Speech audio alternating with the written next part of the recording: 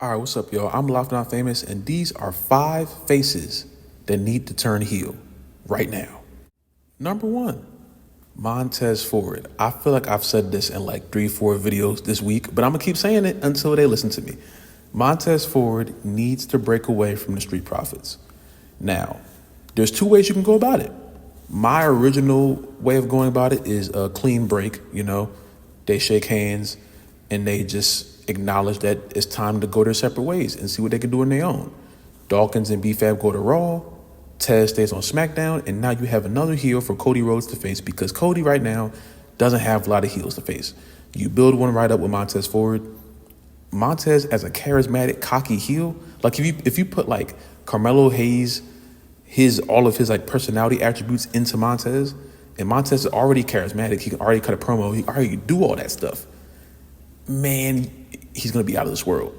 So that's number 1. Montez Ford will be my number 1 face that needs to turn heel right now. And just a quick side note, you can also turn Montez heel by just attacking Dawkins, but I feel that's not the best way to go about it just because there really isn't any turmoil between them. Obviously, you could run the whole, he's frustrated after the Bloodline loss, because if you're doing this, you do this after they lose to the Bloodline. We all know they're not beating the Bloodline on SmackDown. So if we're going to do this, we would do it after that match. You could obviously do Montez is frustrated. You got pinned or I got pinned and you didn't break up the pin and one of them crashes out. You could do that, But I feel like that is so drawn out. They're about to do that with the New Day. They do that with every tag team. We lost. Now I'm angry. What happened to just a clean break and a tag team just going their separate ways? We just went through it with the Usos. They had a whole match, a bad match, but they had one, If you want to have a Montez and Angelo match, cool. You don't have to do it. It doesn't have to be built around one hating the other. You can build it around mutual respect and see which one is better. You can get a whole series out of it. But yeah, my idea would be a clean break. I know a lot of people are expecting one to turn on the other with attack. I say clean break. Number 2, Kevin Owens. Now, I need the prize fighter back, okay? I'm not a big fan of Cody and KO having this match and KO saying, I don't deserve it. And Cody saying, yes, you do. And KO saying, no, I don't. KO saying, yes, you do. And Nick Aldis says, you do. And please, no. Stop. Please stop it. I know y'all cool, but I don't care about that. I want to see an angry, vindictive, aggressive prize fighter revive himself again. KO, when he was beating up John Cena, that's what I want to see. I want to see the Kevin Owens that got the championship just gifted to him by Triple H. That's the KO I want to see. NXT KO, apron power bombs. You feel me? That's the Kevin Owens that makes the most sense to me. I've gotten so bored with KO over the past few months because him, Randy, and this bloodline stuff has become excruciating, bro. Especially with the way SmackDown just keeps ending with somebody getting put to the broadcast table. We're going to talk about how this company has completely destroyed the impact of being put to the broadcast table. I never care about it anymore. They do it so much. I do not care about the table. Usually when you see it, like, oh my gosh, they got put to the table. I don't care anymore. Because every SmackDown, KO versus Solo, DQ, someone goes through the table. Next week, Randy versus Solo, someone goes through the table. Next week, KO and Randy take on Solo and someone else. Someone goes through the table. I don't care. The coolest moment they had is when Jacob did it to Cody. And that's because Jacob looked like he just jumped across half the arena. But he's a robot. We don't know about him. But yeah, man, Kevin, he needs a new character change really bad. And if Cody beats him at Bash in Berlin, which he probably will, that's when you do it. Don't wait. I'm tired of waiting. You have KO attack Cody directly after that match. Package power driver. Package power bomb. Mad packages. Power bomb on the apron. And then just leave him there. So you can either do a rematch. I don't think you should, but you can do a rematch. Or you just have KO rebuild himself back up. That's all. Number 3. This is a slam dunk. We all know this is very obvious. The Viper Randy Orton. The legend killer. Not this version of Randy I see now. It's still Randy Orton, you know what I'm saying? He got bigger, The crowd sings a song and all that is great. But I need to see the aggression. The punting people in the head. I don't even know what you would call it. That Randy was a heel's heel, man. He didn't have to be overly offensive like some guy with 3 letters in another company with 3 letters on TBS and TNT. And he didn't need to be a run away from the smoke heel, even though he did that a few times, you know. Randy was, and I think still is, the epitome of what a heel is.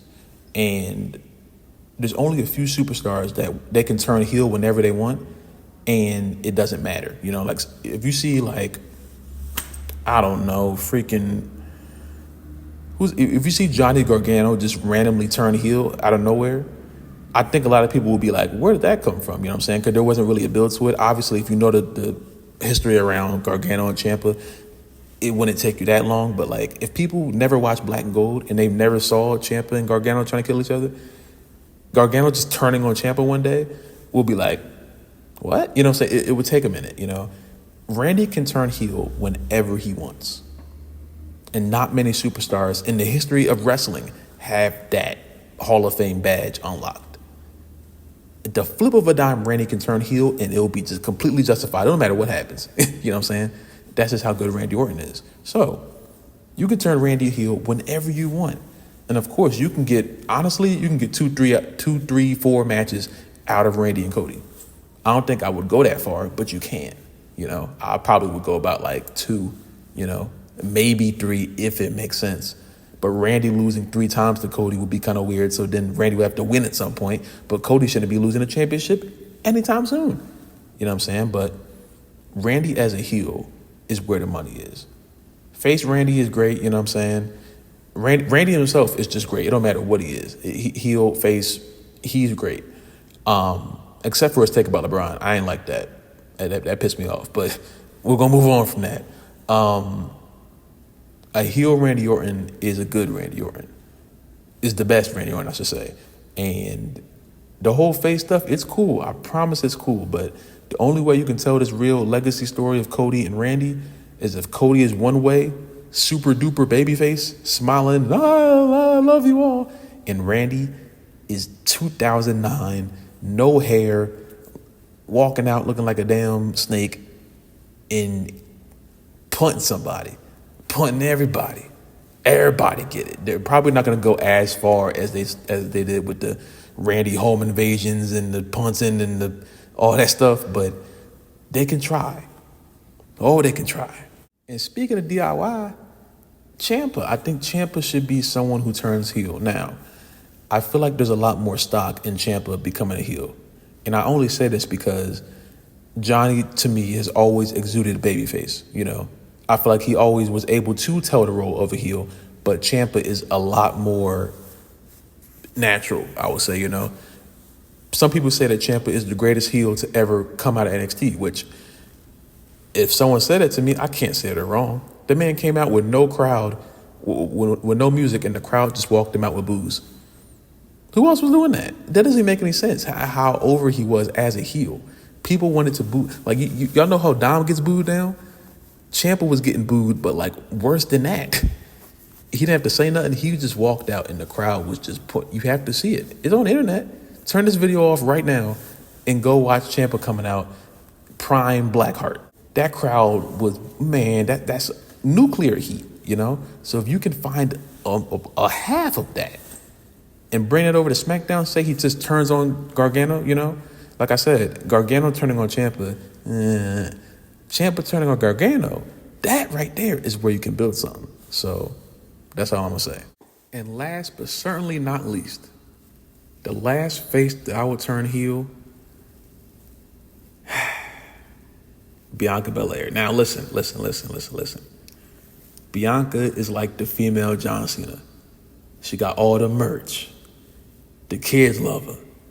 She's a huge ambassador. She's beautiful. She has everything. Bianca is, she's the greatest. She's the greatest. Right now, she's better than she is right now. Like, who? I can't wait for the day where it's like undisputed she's the GOAT. I can't wait.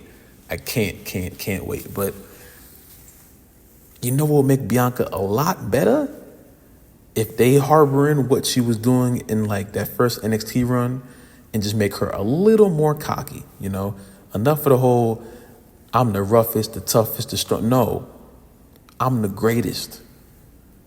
And just don't. I don't want to hear no catchphrases for real. I don't want to hear anything that the crowd can cheer along to. No, keep the music, keep everything, but just make her a little more aggressive, a little more snarky, a little less smiling, and a lot less just looking like she annoyed with everybody. You know what I'm saying? Using the hair to whip people in the face. Like I want to see some ruthless aggression. You know what I'm saying? And we've seen it. And I feel like when she was doing her thing at NXT, they didn't really go too far with it. I feel like they went to it did what it was supposed to do. But on the main roster, maybe with a championship as well, you can build something with that. Especially if Montez as a heel, now you have a power couple between you have Montez and Bianca being the power couple, and if they both have championships, oh my goodness, you're printing money. You're printing money. Now, some people would say Jade Cargill turned heel. That is understandable. But I think Jade needs to get more acclimated with the fans before she just goes and turns heel, because once she turns heel, then you start to walk down the road of AEW, and I don't think it's time for that yet, because then Jade's just going to start having squash matches, and then it gets weird, And I'm very on the ropes still with Bianca turning heel, because if she turns heel, and I feel like the entire Big Three should turn heel. But Naomi, I think Naomi needs to stay a face. Bianca and Jade can make the transition over to being a heel. Naomi, I think she can, because she's done it before. I don't think she should. So it's weird, If the Big Three come out as a heel women's faction, I'm perfectly fine with that. I'm A-okay. But the delivery of Naomi, that's what I'm worried about. You feel me? But yeah, Bianca being a person who can just switch over to being a heel, I'm down. I'm completely down. And those are my 5 faces, man. If y'all have any faces that you want to turn heel, let me know in the comments down below. I know most of these people were on SmackDown. I just really think that SmackDown needs heels, like bad. So I really was only looking at the SmackDown roster. There are some people on Raw that I think would benefit from being a heel, but SmackDown is the priority right now. So when I do the faces video, it's probably going to be harbored around Raw's roster, because Gunther needs some faces to go up against at some point, So, yeah. But y'all let me know in the comments down below if you like the video. Let me know by liking the video. Subscribe if you're new. Subscribe if you have not already. Comment down below. Can the video be next? Say, I love you guys, and I will see you in the next video, man.